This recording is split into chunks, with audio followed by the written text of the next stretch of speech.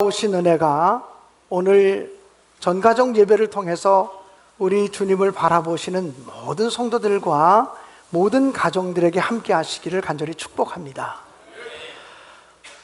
새 성전 건축 공사가 이제 얼마 남지 않았습니다. 우리가 건축회사하고 또 양원사업단과 같이 협의하기는 10월 말까지 공사를 완료하고 10월 말 이전에 우리가 이 예배당을 비워주는 것으로 하고 11월 첫째 주일 날 새 예배당 가서 예배 드리는 것으로 일단 계획을 세웠습니다.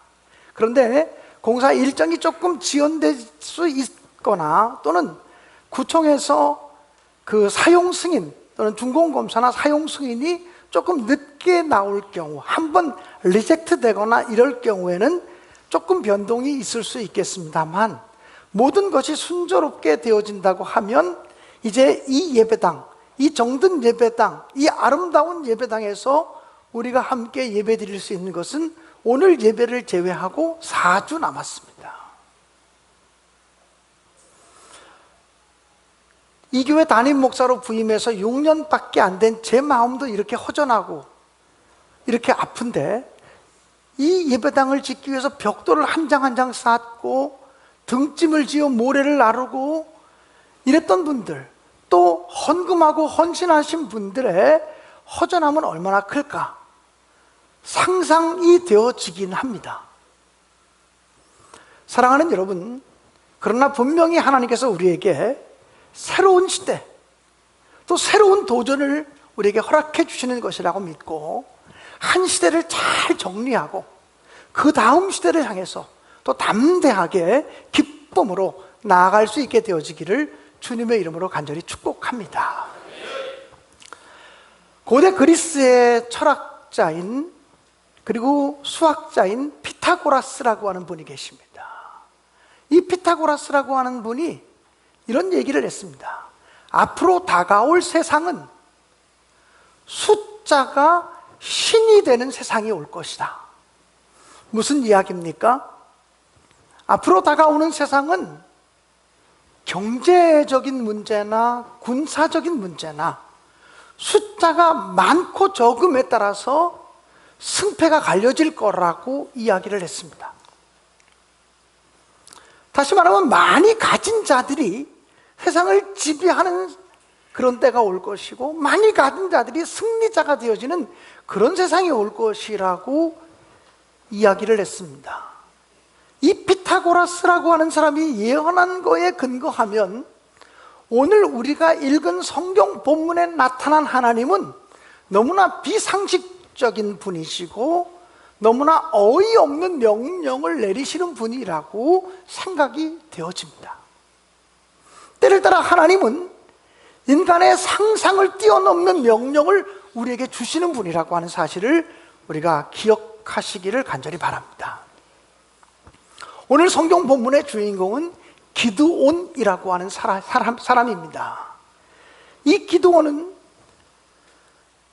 미디안 족속들이 이스라엘에게 쳐들어와서 7년 동안 이스라엘을 식민 통치하고 있던 그 고난의 시기에 하나님의 사사로 부름받은 사람이었습니다. 이 기드온은 처음에는 나같이 약한 사람이, 나같이 부족한 사람이 어떻게 하나님의 일을 감당할 수 있겠느냐고 주저했지만, 하나님이 자기와 함께 하신다고 하는 사실을 확신하고 나서부터는 용기 있게 나서서 미디안 군사들과 맞서 싸울 군사들을 모집하기 시작했습니다. 미디안과 맞서 싸울 군사들은 모이십시오. 쉽게 말하면 의병을 일으킨 것입니다. 그런데 의병이 몇 명이나 모였냐면 성경에 보니까 32,000명의 의병이 모였습니다. 엄청난 숫자죠. 32,000명이 모였다는 것은 엄청난 숫자 아닙니까? 그런데 미디안의 대군의 숫자는 13만 5천 명이었습니다. 미디안의 군사력에 비하면 사실은 3만 5천도 그리 크지는 않은 숫자일 수도 있습니다. 3만 2천 명이 모였는데 하나님께서 기드온에게 이렇게 말씀하십니다. 숫자가 너무 많다. 숫자가 너무 많다. 그러면서 이 모인 사람들 가운데 두려운 마음이 있거나 주저하는 마음이 있는 사람은 다 집으로 돌려보내라고 이야기하셨습니다. 그래서 기드온은 의병이 되려고 모여온 32,000명의 그 모집생들에게 이렇게 얘기합니다. 여기 모인 사람들 가운데 두려운 마음이 있거나 주저하는 마음이 있거나 여러 가지 걱정, 근심이 있어서 이 전쟁에 참여하기가 합당치 않다고 생각하는 사람이 있으면 다 집으로 돌아가도 좋다고 이야기합니다. 그랬더니 모여온 32,000명 가운데 22,000명이 돌아갔습니다. 몇 명이 남았습니까? 10,000명이 남았습니다. 이 10,000명의 군사를 가지고 어떻게 13만 5천 명과 더불어 싸워 이길 수 있나? 이렇게 생각하는 기드온에게 하나님이 또 말씀하십니다. 아직도 숫자가 많다. 그러면서 이 군사들을 이끌고 시냇가로 가라고. 그리고 시냇가에 가서 물을 마시게 하는데 내가 물 마시는 그 모습을 보면서 이 사람은 전쟁에 참여할 사람이다, 이 사람은 전쟁에 참여하지 않을 사람이다 구별할 터이니 내가 너에게 지시한 대로 하라고 말씀했습니다. 그래서 기드온은 남아있는 10,000명의 의병들을 이끌고서 시냇가로 갔습니다. 이스라엘이라고 하는 그 지형이 그 아열대 기후이지만 사막 기후와 아주 흡사합니다. 시냇가에 있는 곳까지 이동하면서 그들은 굉장히 목이 말랐을 것입니다. 기드온이 이제 물을 마셔도 좋다 이렇게 얘기하니까 그 10,000명이나 되는 사람들이 물가에 가서 막 물을 마시기 시작합니다. 근데 물 마시는 사람들을 보니까 크게 두 부류였습니다. 한 부류의 사람들은 무릎을 덥석 꿇고서 그리고 얼굴을 시냇물에 들이밀면서 허겁지겁 물을 마시는 사람들이 있었습니다. 그런데 또 한 부류의 사람들은 손으로 물을 떠서 물을 마시는 사람들이 있었습니다. 하나님께서는 이렇게 말씀하셨습니다. 손으로 물을 떠서 마시는 사람들만을 분별해라. 그 사람들이 너와 함께 전쟁에 나가서 싸울 사람이다. 그래서 그 사람들만을 분별해 보니까 300명밖에 되지 않았습니다. 애게 300명, 나머지 9,700명이 다 불합격된 것입니다. 하나님은 과감하게 말씀하십니다. 9,700명 다 돌려보내라. 그리고 남아있는 이 300명을 가지고서 내가 미디안과 싸워서 이기게 하겠노라고 말씀하셨습니다. 이게 얼마나 두려운 명령입니까? 그 명령에 순종한다는 것이 얼마나 어려운 일이겠습니까? 그러나 기드온은 그대로 순종했습니다. 9,700명을 다 집으로 돌려보냈습니다. 그리고 300명과 함께 미디안과 맞서 싸워서 이겼다는 이야기가 사사기 7장에 기록된 이야기입니다. 여러분, 왜 하나님은 적은 숫자를 남겨놓으라고 말씀하셨을까요? 사실 300명이라는 숫자가 중요한 것이 아니라 하나님의 시험에 합격한 300명이었다는 것이 소중한 것입니다. 왜 하나님은 그 많은 숫자가 아니라 적은 숫자를 소중히 여기셨을까요? 왜 그 적은 숫자를 통해서 놀라운 역사를 이루려고 하셨을까요? 우리가 성경을 보면 그 원인을 찾을 수가 있습니다. 첫째는 하나님은 이스라엘 백성들이 전쟁에 싸워서 이기고 난 다음에 자만하거나 자기를 자랑하거나 자기 공로를 내세우지 못하게 하시기 위함이었습니다. 하나님은 7장 2절 말씀에 보면 이 많은 숫자를 가지고 나가서 전쟁에서 이기게 되면 우리가 했다, 내가 했다, 우리가 이겼다 이렇게 말할 것이다. 나는 그것을 원하지 않는다 이렇게 말씀하신 것입니다. 즉 하나님이 가장 싫어하는 것이 무엇이냐면 교만함과 오만함입니다. 하나님이 가장 싫어하는 것이 뭐냐면 자기를 드러내고 자기를 자랑하는 것입니다.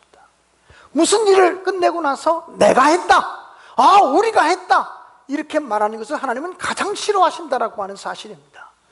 어쩌면 성전 건축 공사를 이제 거의 완공을 앞두고 있는 오늘 우리들에게 주시는 너무나 준엄한 하나님의 명령이고 말씀이라고 생각이 되어집니다. 우리는 하나님의 성전을 거의 완성시켜 가고 있지만 절대로 내가 했다, 우리가 했다, 이렇게 말하지 않게 되기를 주님의 이름으로 간절히 축복합니다. 왜냐하면 사실은 우리의 힘으로 이 성전을 지은 것이 아니기 때문에 그렇습니다. 우리가 가지고 있는 돈은 너무나 작은 것이었고 우리의 교인들의 헌금은 정성스럽게 다 모아도 너무나 부족한 것이었습니다. 왜 하나님이 부족한 가운데서 일을 하게 하실까요? 우리가 했다고 말하지 않게 하시기 위함입니다. 내가 했다고 말하지 않게 하시기 위함입니다. 사랑하는 여러분, 어떤 경우라도 하나님이 가장 싫어하는 것은 공로를 내가 차지하는 것입니다. 그 업적을 내가 했다고 고백하는 것입니다. 여러분, 사도 바울이라는 사람을 너무 잘 아시지 않습니까? 사도 바울은 아마 기독교 2000년 역사 속에서 가장 존귀하게 쓰임받은 하나님의 사람일 것입니다. 그런데 이 사도 바울이 죽은 사람을 심지어는 살려내기도 하고 그가 안수하여서 많은 병자들을 고치기도 하였지만 정작 자기 자신 안에 있는 질병은 고치지 못했습니다. 바울 사도 안에 얼마나 무서운 질병이 있었는지 날마다 자기를 찌르는 가시라고 했습니다. 그리고 자기 몸 안에 들어와 있는 사단의 사자라고 이야기할 정도였습니다. 바울 사도는 하나님께 내 몸 안에 있는 찌르는 가시, 이 육체에 찌르는 가시, 사탄의 사자를 뽑아달라고 하나님께 거듭 기도했습니다. 그러나 하나님은 바울 사도의 그 기도를 듣지 않으셨습니다. 그리고 하나님은 간절히 자기를 고쳐달라고 기도하는 바울 사도에게 뭐라고 말했냐면 내 은혜가 내게 족하도다라고 말했습니다. 그런데 바울 사도는 그 이야기를 듣고서 하나님의 음성을 듣고서 이렇게 반응했습니다. 내가 하나님께 받은 은혜가 너무 크기 때문에, 내가 하나님께 받은 사랑이 너무나 크기 때문에 내가 교만해질까봐, 내가 자고해질까봐, 내가 자만함에 빠질까봐 하나님이 나를 자만에 빠지지 못하도록 안전장치를 두신 것이 바로 육체에 찌르는 가시라고 해석을 하면서 바울은 후에 고백하기를 나의 약한 것을 내가 자랑하노라, 내가 약하기 때문에 오히려 하나님을 바라보게 되었다라고 고백하는 것을 볼 수가 있습니다. 사랑하는 여러분, 하나님은 왜 32,000명의 의병들을 다 돌려보내시고 300명만 남겨놓으셨습니까? 자기를 자랑하거나 자기를 드러내거나 자기 공로라고 이야기하지 않기를 원하시기 때문입니다. 하나님이 하셨습니다. 하나님이 하셨습니다. 또 하나님이 하십시오. 이것이 저와 여러분의 간절한 기도요 고백이 되어질 수 있기를 주님의 이름으로 간절히 축복합니다. 또 왜 하나님은 많은 숫자가 아니라 적은 숫자를 가지고 미디안의 13만 5천 명을 물리치게 하셨을까요? 적은 숫자이기 때문에 하나님만 바라보고 하나님만 의지할 수밖에 없게 하셨다라고 하는 사실입니다. 300명 가지고 어떻게 13만 5천 명을 이깁니까? 그래서 3만 2천 명 정도가 모이면 그래도 작전만 잘 세우면 그래도 훈련만 잘하면 이길 수 있겠지라는 생각을 할 수도 있습니다. 그러나 300명 가지고 13만 5천 명의 미디안 대군, 성경에 보면 메뚜기 떼와 같은 그 많은 적군들과 싸워서 이긴다는 것은 불가능한 일입니다. 계산이 안 나오는 전쟁입니다. 그러나 하나님이 그렇게 하신 이유는 철저히 하나님만 의존하고 철저히 하나님께 순종하는 방법으로 승리 얻기를 원하셨기 때문이라고 하는 사실입니다. 사랑하는 여러분, 바울 사도는 고백하기를 하나님의 약하심이 인간의 강함보다 강하다고 했습니다. 믿습니다.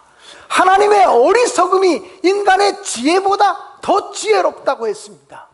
우리는 우리의 지혜, 우리의 강함을 가지고 싸우지 말고 하나님의 약함, 하나님의 어리석음을 오히려 의존하는 믿음의 사람들이 되시기를 간절히 바랍니다.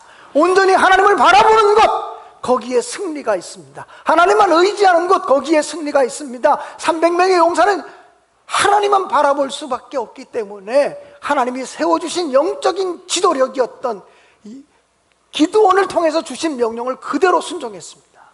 전쟁터에 나가는데 항아리를 하나씩 들고 나가라는 것입니다. 횃불을 들고 나가라는 것입니다. 나팔을 들고 나가라는 것입니다. 아니, 무슨 전쟁을 항아리 가지고 전쟁합니까? 무슨 전쟁을 횃불 가지고 전쟁합니까? 무슨 전쟁을 나팔 가지고 전쟁합니까?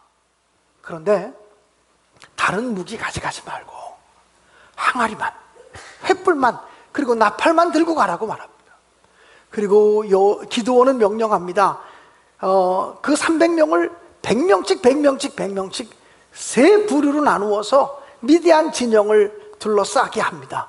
그리고 기드온이 명령을 내릴 때 기드온 옆에 있는 사람이 나팔을 붑니다. 그 나팔 소리와 함께 300명의 용사들이 일시에 나팔을 붑니다. 그와 함께 항아리를 깨트리고 항아리 속에 감추었던 횃불을 꺼내서 왼손에는 횃불을 들고 오른손으로는 나팔을 크게 불라고 외쳤습니다.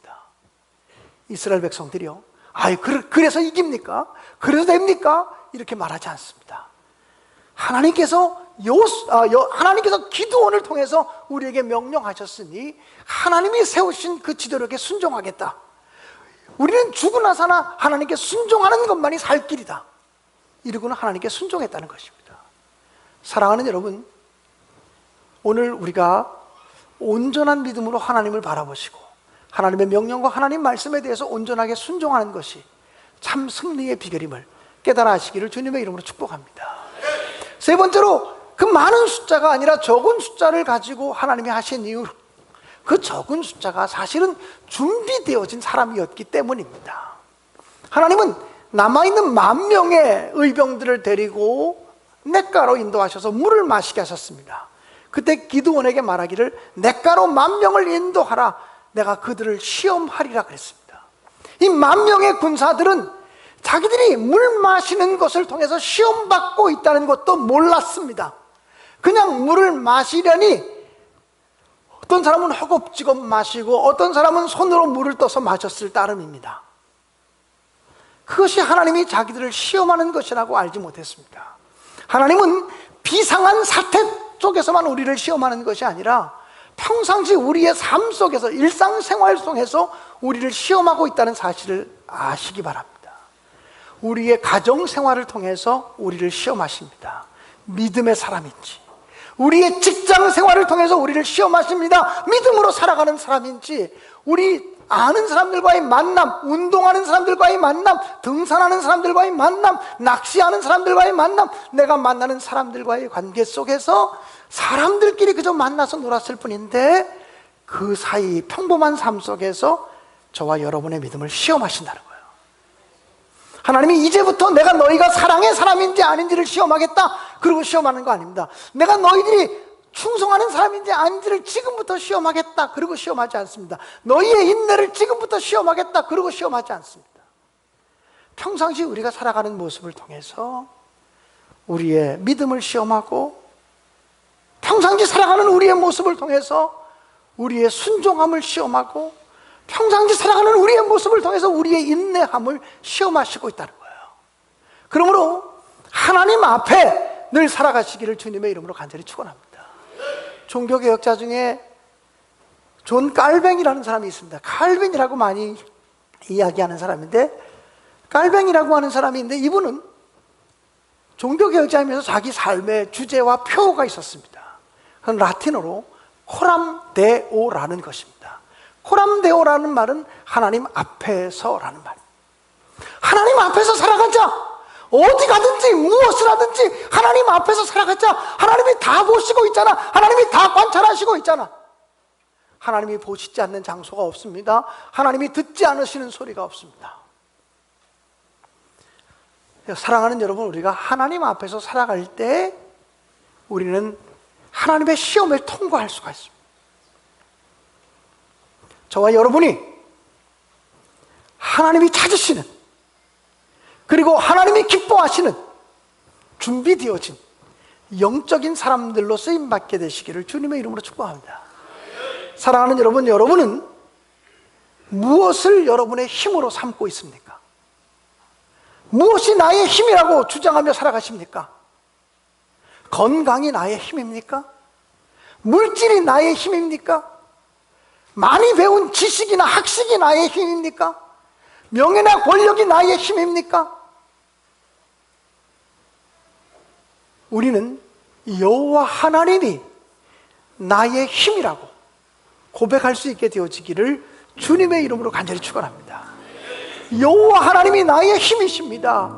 여호와 하나님이 나의 구원이십니다. 여호와 하나님이 나의 소망이십니다. 여호와 하나님이 나의 능력이십니다. 여호와 하나님이 나의 피난처이십니다. 여호와 하나님이 나의 산성이십니다. 고백할 수 있게 되어지기 바랍니다. 나의 힘이 되시는 여호와여, 내가 주님을 사랑합니다. 고백할 수 있기를 원합니다. 나의 힘이 되신 여호와여, 내가 주님을 의지합니다. 고백할 수 있기 원합니다. 나의 생명 되신 여호와여, 내가 주님을 찬양합니다. 이렇게 고백하면서 찬양하며 우리 담대히 나아갈 수 있게 되기를 주님의 이름으로 간절히 축복합니다. 나의 힘이 되신 여호와, 내가 주님을 사랑합니다. 내가 주님을 사랑합니다. 주는 나의 반석이시며 주는 나의 반석이시며 나의 요새시라. 나의 요새시라. 주는 나를 건지시는 주는 나를 건지시는 나의 주, 나의 하나님, 나의 주, 나의 하나님, 나의 피할 밥이시요 나의 피할 밥이시요 나의 방패시라. 나의 방패시라. 나의 하나님, 나의 하나님,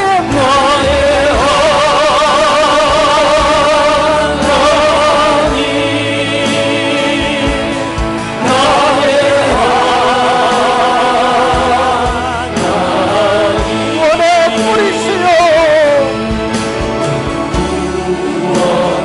뿌리시 나의 산성이라. 나의 산성이라. 나의 하나님, 나의 하나님,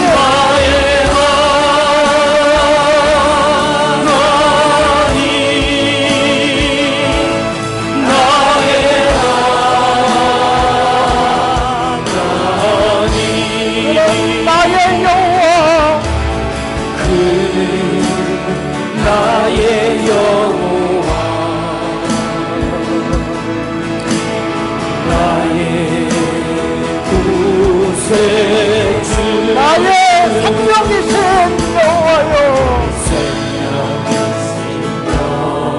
내가 주님을 찬양합니다. 내가 주님을 찬양합니다. 주는 나의 사랑이시며 주는 나의 사랑이시며 나의 의지시라. 나의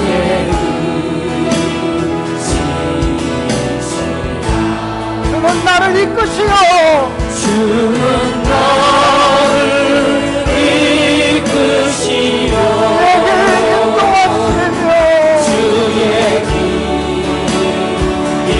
인도하시며 나의 생의 목자 나의 생의 목자 되시니 내가 나를